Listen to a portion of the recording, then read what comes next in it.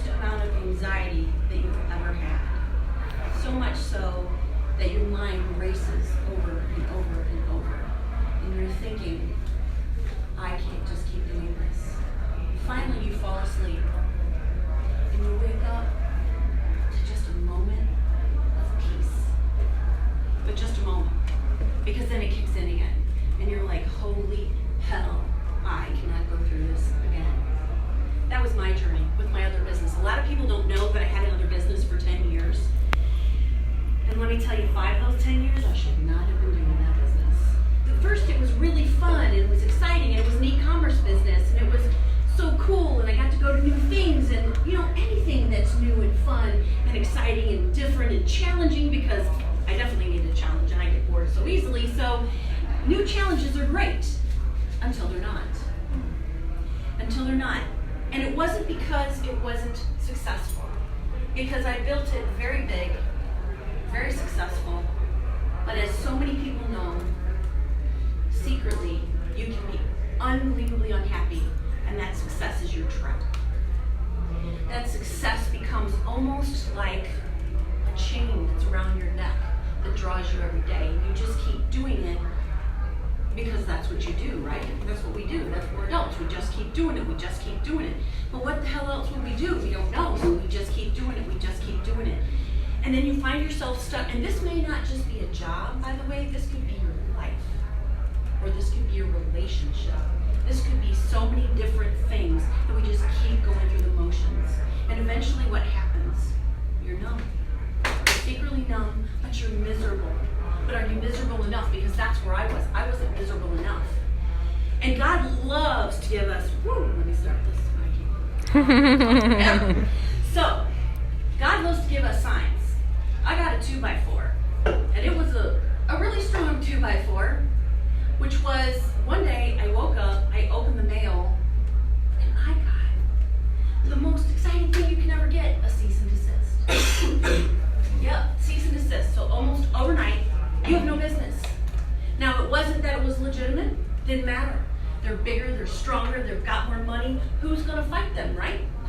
So you have a holy shit moment. Like, oh my God. And by the way, I had just ordered thousands of dollars more of product that I'm now sitting on, and what am I going to do with all this stuff? So you have a holy shit moment. And you're like, oh my God. So what do? Throw a big old pity party for yourself. And if you're going to do it right. Throw a big one. Throw a good one. Feel sorry for yourself. Wallow. Cry. And I was in panic mode. Now, one of the lessons I learned is never make big decisions when you're in panic mode and when you're in this crisis moment. But I did. So what do? I go out and hire a coach that, oh my God, could not have possibly been the worst idea on planet Earth. I've had great ones. This one was not. And so tens of thousands of dollars later, now I'm in worse shape. But here's one of the lessons I learned. This is what I want to share today, some of the lessons I've learned through there. One of the lessons I learned was not only to not make decisions there, but to give yourself breathing time, step back, and do what you know to do. So I made a phone call to a person that I knew was a good coach, not for what I wanted to do in the business, but that could stabilize me. So I made that first. And so what that did was help me to get to this stable place where I was able to access the number one thing, and this is a big lesson, the number one thing to any type of success. In business, life, relationships, what's the number one thing? Anybody want to guess what the number one thing you need is? I know everybody's got an idea what the number one thing is, but there really is one thing that supersedes everything else. Resourcefulness. Resourcefulness, not resources, it's not tips, tricks, tools, tactics, it's not even people, it's none of that. It's yourself, it's your resourcefulness. If you can tap into that resourcefulness, you will be able to solve any problem and fix anything you've got, or change anything you've got, or move to that next level, or do anything that you want to do if you've got that resourcefulness. Everybody always thinks it's the resources. I don't have this, I don't have that. That's a lie. That was a lie. I had all the resources, except for the one I needed, which was resourcefulness. So then once I was able to tap into that resourcefulness, what I started to do was ask myself a better set of questions. Instead of asking, why did this happen to me? Oh my gosh, why are you doing this to me? All these external things, I started asking a better set of questions. And the most powerful question I asked is, if I knew what to do, what would I do? How can I turn this around? How can I make this work for me? So I just got really creative. Let's come back and close the loop on that particular part of the story, which is this. I just sold stuff when the lawyers weren't around to find what I was doing.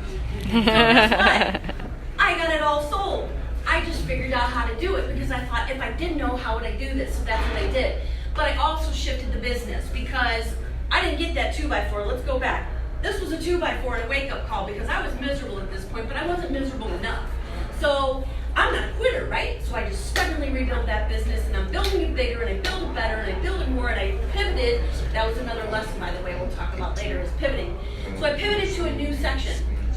And it's like, wait, all of a sudden, since I didn't get the 2x4, I got the Mack truck. Yep, God allowed the Mack truck to come and hit me. Because sometimes all it takes in e-commerce is 1 or 2 scammers to take you down.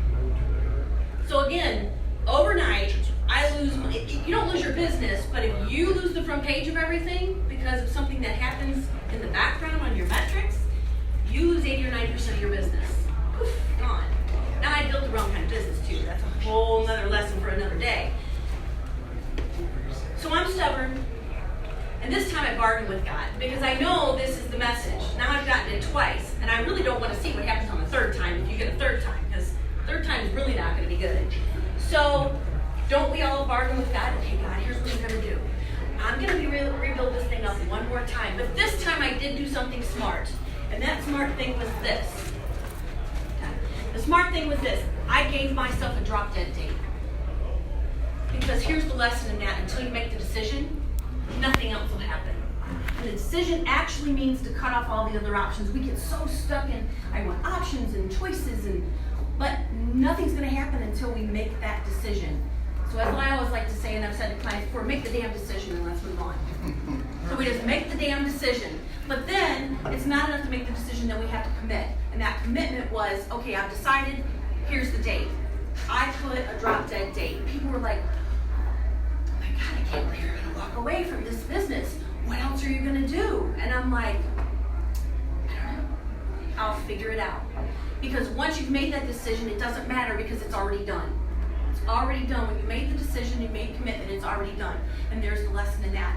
You've already decided it's going to. So I worked with a coach for a year to figure out what was going to be next. So here's some of the lessons. Number 1 was resourcefulness. Number 2, the thing I learned that was really crucial beyond that was resilience. And I know we've all heard this, but do we practice this? Do we allow this in? Resilience. How do you even get to resilience? One step at a time. Because underneath all of this is the one thing we all need. Courage. And it comes, so fear is not the absence, I should say courage and bravery is not the absence of fear at all. In fact, it's walking into that fear, it's walking toward that fear, it's learning how to access that, because fear can be turned into an active emotion, and you can use that to propel yourself forward, which is exactly what I did.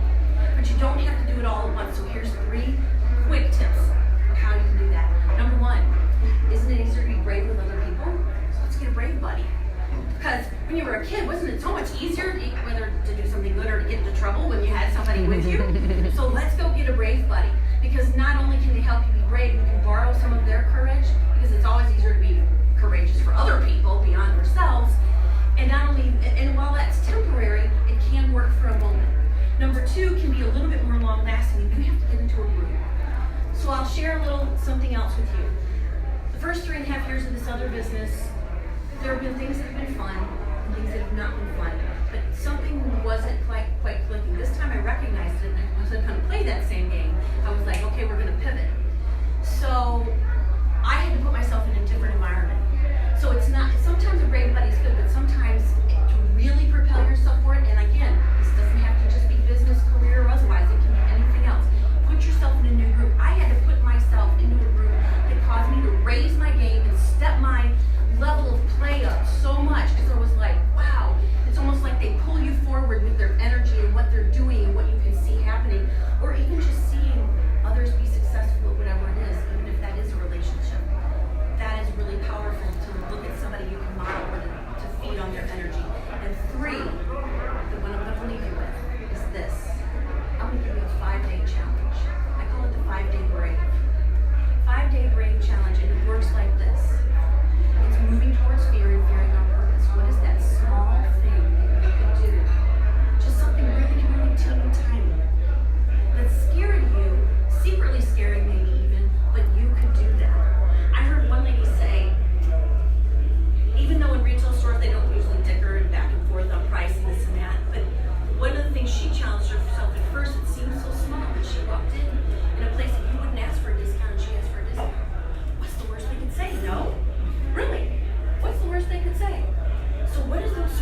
small things, and I say 5 days because I know from watching clients and challenging them to do these things that one step at a time builds momentum. One step builds that courage, because courage doesn't just happen. You don't get courage first and then go out and do stuff most of the time. Courage is like that muscle that you got to keep on building and keep on building. So you build it one step at a time. So I will challenge you to at least start this on Monday. Or if you really want to challenge yourself, nothing like the immediate moment. In fact, my favorite thing is anybody who's ever heard me before, leaving you with next steps, knows I like now. And in the spirit of one of my greatest mentors, I'll ask you the most powerful question: when would now be a good time to get started? Awesome. Thank you.